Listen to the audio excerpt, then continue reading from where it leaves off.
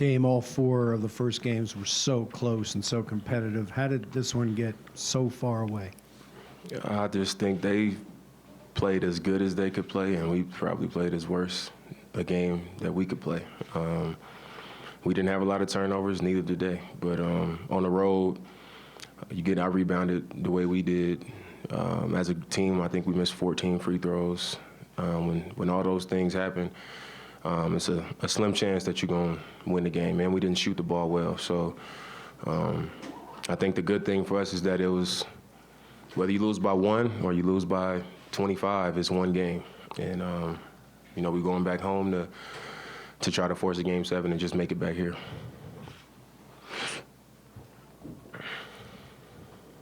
Yeah, Damian, 5 games into a series, you had a 4 overtime game. Does playing in Denver make a difference? Do you feel different in the thin air up here? Does fatigue play a factor?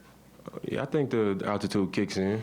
But for us, we are professionals. We've played here a bunch of times in the regular season.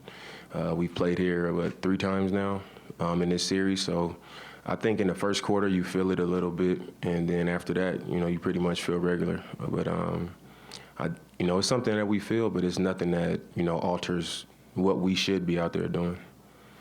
Dame, what has to be this team's mindset going into Game 6, and what gives you confidence that you guys will respond?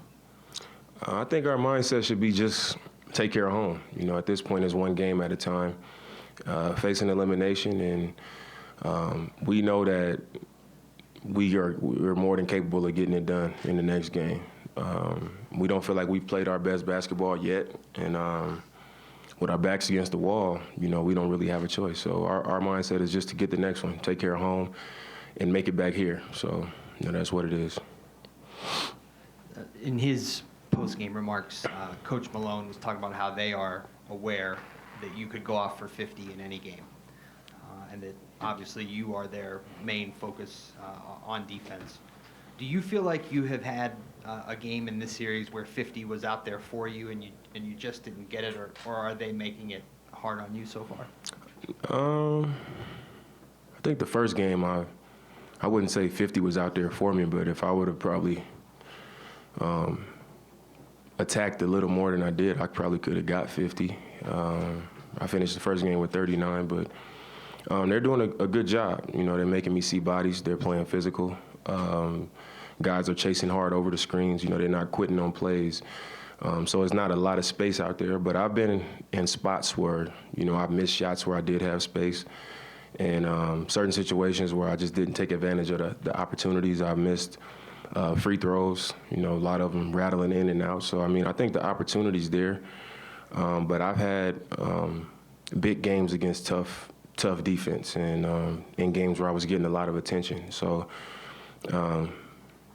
with our season on the line and knowing that we got to have 2 games in a row, you never know. Damian, from your perspective, what are you saying that Paul Millsap brings for that Nuggets team? Just the experience.